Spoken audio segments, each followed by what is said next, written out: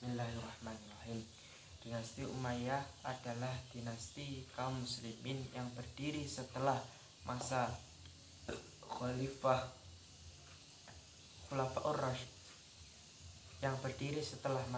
Rasyidin dan masa Nabi, yang berdiri atau didirikan pada tahun 661 Masehi yang bertepat di Damaskus, yang berdiri setelah adanya atau yang berdiri karena adanya peristiwa tahkim pada Perang Siffin. Perang Siffin ini adalah perang untuk membalas kekalahan atau membalas kematian Khalifah Utsman bin Affan, yang perang itu dimenangkan oleh Ali. Dalam peristiwa tahkim ini, Ali terperdaya oleh tipuan dan dalam tahkim ini Ali tertipu dan terperdaya oleh siasat yang dimainkan oleh Muawiyah, dan Ali pun kalah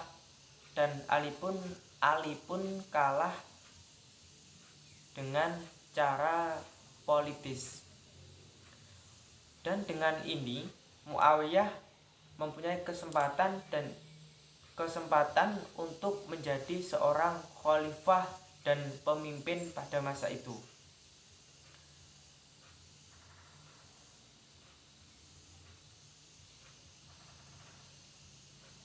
Dan dinasti Muawiyah adalah dinasti yang pertama kali memberontak adanya pemilihan pemimpin secara mufakat menjadi monarki atau keluarga. Dinasti Umayyah yang didirikan oleh Abu Sufyan bin Harb dan ada 14 khalifah yang memimpin pada dinasti Umayyah ini. Akan tetapi tidak semua 14 khalifah itu namanya besar, dan hanya beberapa ada khalifah yang namanya besar. Seperti yang pertama yaitu Muawiyah bin Abi Sufyan, Abdul Malik bin Marwan, Al-Wahid bin Abdul Malik, Umar bin Abdul Aziz, dan Hasyim ibnu Abdul Al-Malik. Yang kedua tentang kemajuan yang dicapai Bani Umayyah. Yang pertama yaitu pemisah kekuasaan, yaitu memisahkan kekuasaan antara kekuasaan agama dan kekuasaan politik. Muawiyah bukanlah seorang yang ahli tentang agama, melainkan dengan adanya masalah-masalah agama ini, Muawiyah menyerahkan semuanya masalah-masalah itu kepada seorang atau diserahkan kepada ulama. Yang kedua, pembagian wilayah. Pada saat itu Khalifah Umar bin Khattab terdapat 8 provinsi. Maka pada dinasti Umayyah ini menjadi 10 provinsi yang dipimpin oleh seorang gubernur, dan gubernur itu mempunyai wewenang dan hak untuk memilih atau menunjuk wakilnya di daerah-daerah terkecil yang dinamakan amil. Yang ketiga yaitu di bidang administrasi. Ada beberapa pembentukan dewan di dalam bidang administrasi ini. Yang pertama yaitu Dewan Ar-Rasul, yaitu sekretaris jenderal yang mengurus surat-surat yang ditunjukkan kepada gubernur atau menerima surat-surat yang ditunjukkan surat-surat dari gubernur untuk khalifah. Yang kedua, Dewan al-Kharaj, yaitu yang berfungsi atau yang bertugas untuk mengurus masalah pajak. Yang ketiga, yaitu Dewan al-Batid, yaitu tugasnya menyampaikan berita-berita rahasia dari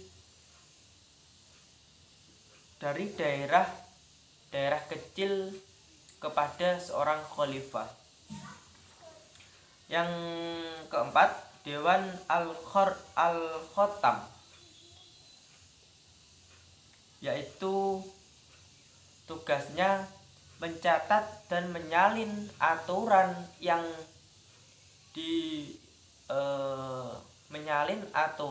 dikeluarkan oleh seorang khalifah. Yang terakhir yaitu Dewan Musyirat, yaitu yang menangani semua kepentingan baik dalam kepentingan khalifah maupun kepentingan rakyatnya secara umum. Dan organisasi selanjutnya yaitu organisasi keuangan. Pada masa Khalifah Abdul Malik bin Marwan, di sini ia mencetak uang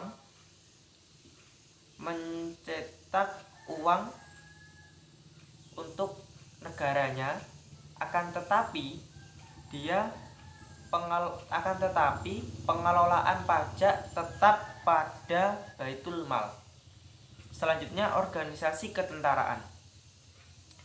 Di organisasi ketentaraan ini mengeluarkan undang-undang wajib militer, yaitu mewajibkan semua masyarakat pada dinasti Umayyah ini untuk mengikuti kegiatan atau sekolah militer.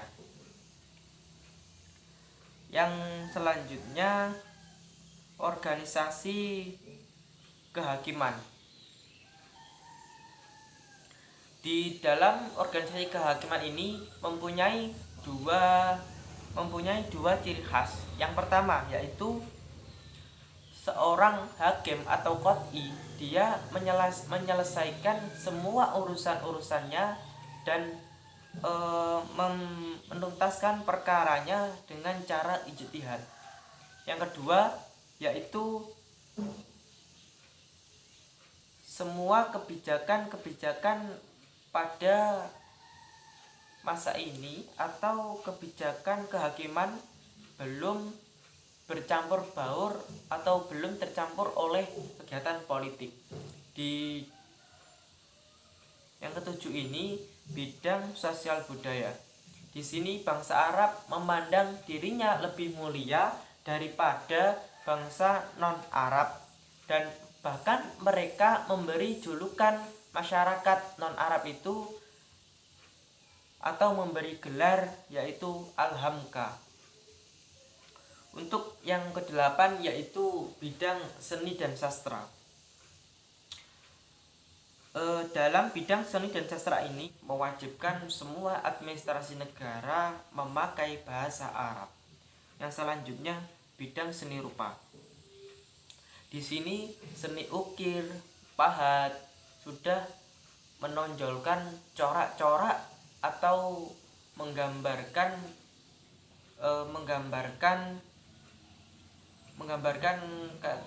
sebuah ukiran-ukiran itu berbentuk kaligrafi. Yang ke-10 atau yang terakhir ini yaitu bidang arsitektur. Di sini bidang arsitektur ini ia membangun kubah Ar-Sakinah di Baitul Maqdiyah yang dibangun oleh Khalifah Abdul Malik bin Marwan. Yang poin yang terakhir yaitu tentang poin yang ketiga yaitu sistem pendidikan yang diterapkan pada dinasti Umayyah. Secara esensial, pendidikan Islam pada masa dinasti Umayyah ini kurang begitu diperhatikan, yaitu berjalan secara ilmiah, walaupun sistemnya masih sama seperti pada masa sistem Nabi atau masa sistem Khulafaur Rasyidin. Akan tetapi masa pendidikan pada masa ini sudah mengalami peningkatan atau perkembangan dan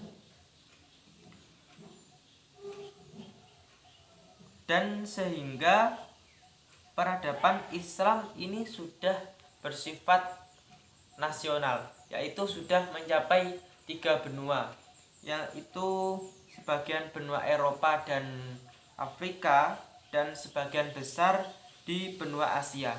Yang semua 3 benua itu dijadikan satu atau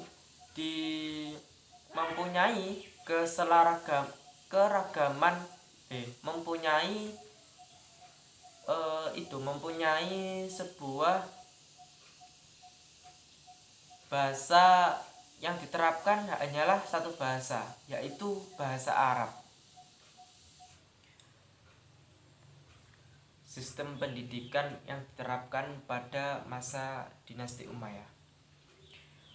Secara esensial, pendidikan pada masa dinasti Umayyah ini belum begitu diperhatikan, dan pendidikan pada masa ini yaitu berjalan secara ilmiah, walaupun sistemnya masih seperti pada masa Nabi dan masa Khulafaur Rasyidin.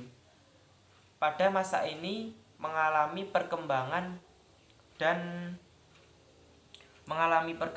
sehingga peradaban Islam pada masa ini sudah bersifat internasional, yaitu sudah mencapai 3 benua, yaitu yang pertama sebagian benua Eropa dan Afrika, dan sebagian besar benua Afrika dan sebagian besar benua Asia.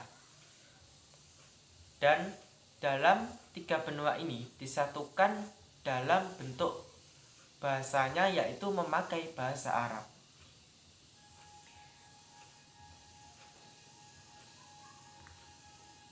Dengan kata lain, masa ini merupakan masa inkubasi, di mana dasar-dasar kemajuan pendidikan dimunculkan sehingga intelektual muslim pada masa sekarang atau pada masa ini dapat berkembang dengan baik.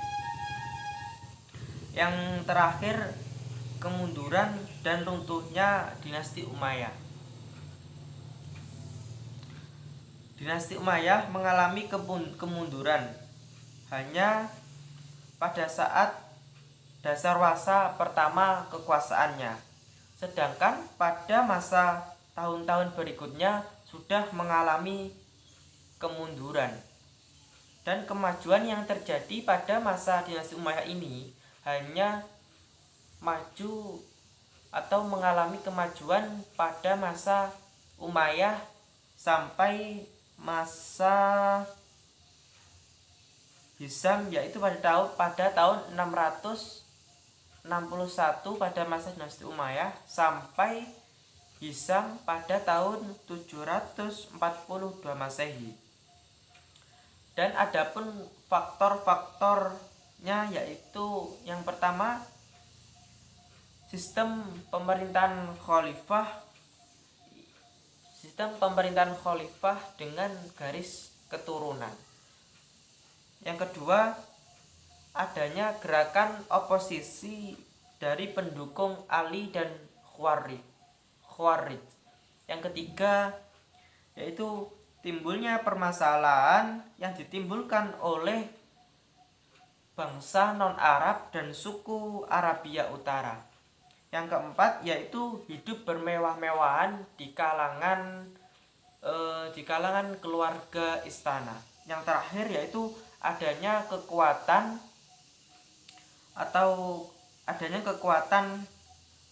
batu, adanya kekuatan baru yang digalang oleh keturunan Al-Abbas bin Abdul Mustabid.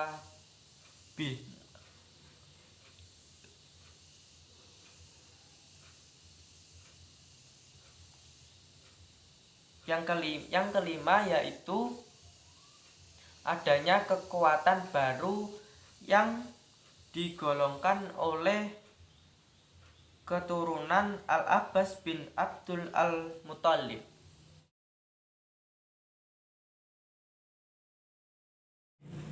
Bani Abbasiyah. Bani Abbasiyah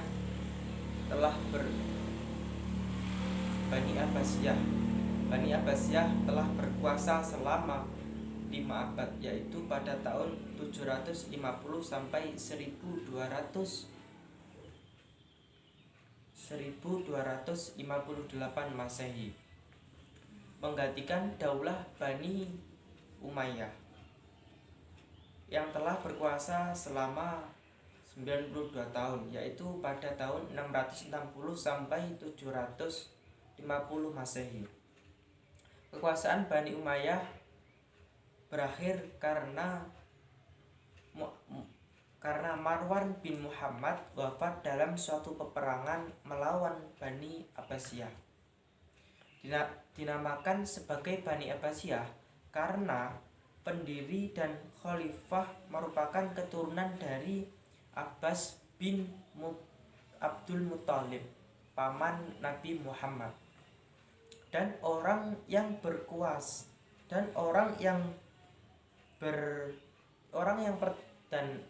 pertama kali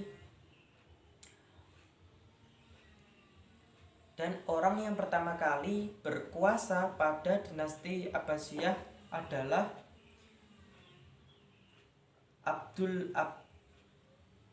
Abbas As-Saffah yang berkuasa pada tahun 750 sampai 753 Masehi, dan kemudian silih berganti oleh khalifah-khalifah yang lain sebanyak 37 khalifah.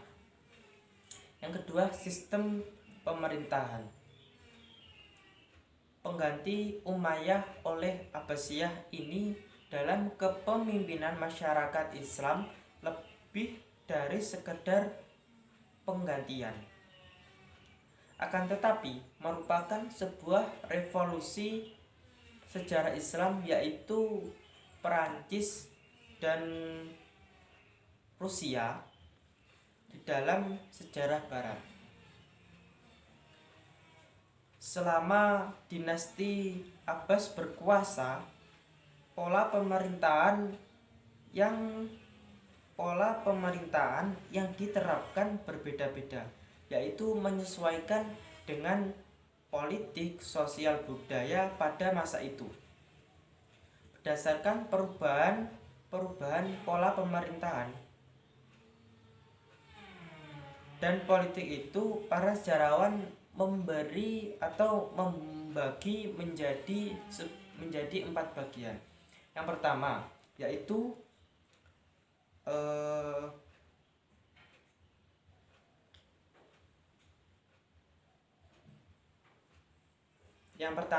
yaitu semenjak lahirnya Daulah Abbasiyah pada tahun 750 Masehi sampai meninggalnya Khalifah Al-Wasti. Yang kedua yaitu pada Khalifah Al-Mutawakkil pada tahun 847 Masehi sampai bermunculnya Daulah Buwayyah. Yang ketiga yaitu berdirinya Daulah Abbasi. Yang ketiga yaitu berdirinya Daulah Abbas pada tahun 946 Masehi sampai masuknya Saljuk ke Baghdad. Yang terakhir yaitu masuknya orang-orang Saljuk ke Baghdad tahun 1555 Masehi sampai jatuhnya Baghdad ke tangan bangsa Mongol. Poin yang ketiga, kemajuan dinasti Abbasiyah.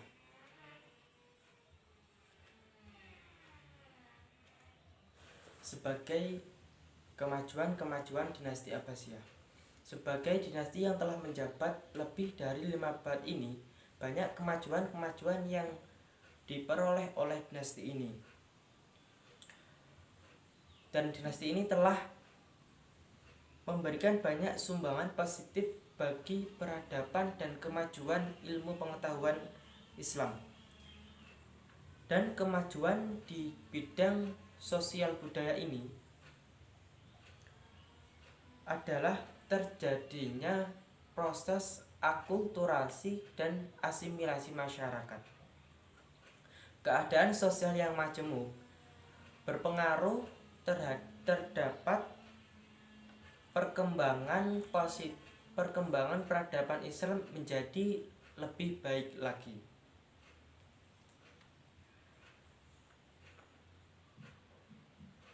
Dan untuk ilmu yang sudah mereka miliki, mereka dapat mengembangkan bidang-bidang ilmu pengetahuan lagi agar menjadi bidang-bidang ilmu pengetahuan yang lebih baik lagi. Kemajuan juga terdapat dalam bidang sastra bahasa dan seni musik.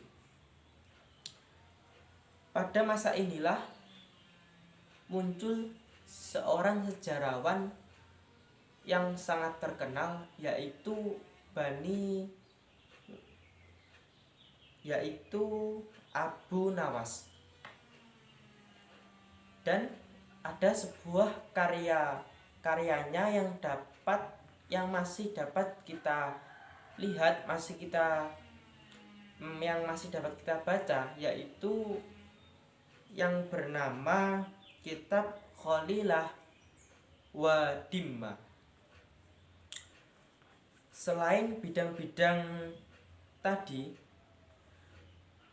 juga terdapat kemajuan di bidang pendidikan.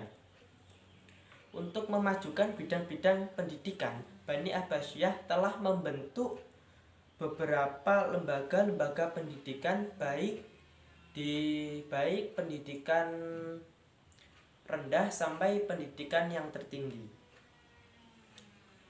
Faktor eksternal dan internal runtuhnya dinasti Abbasiyah ini. Yang pertama yaitu kekalahan tentara Romawi yang berjumlah 200.000 pasukan yang dikalahkan oleh pasukan Al-Parselan yang hanya berjumlah 15.000 pasukan. Yang kedua, golongan Mongol ke negeri Muslim dan berakhirnya dinasti Abbasiyah ini. Yang ketiga, perang salib yang berlangsung selama kurang lebih 200 tahun. Selanjutnya, berdirinya kerajaan Turki Utsmani pada tahun 1292 Masehi. Berikut faktor internalnya adalah adanya perebutan kekuasaan di dalam dinasti Abbasiyah. Pemicunya adalah peralihan sistem kekuasaan yang monarki, yaitu hanyalah putra dari putra dari khalifah atau putra mahkota Bani Abbasiyah lah yang dapat menggantikannya.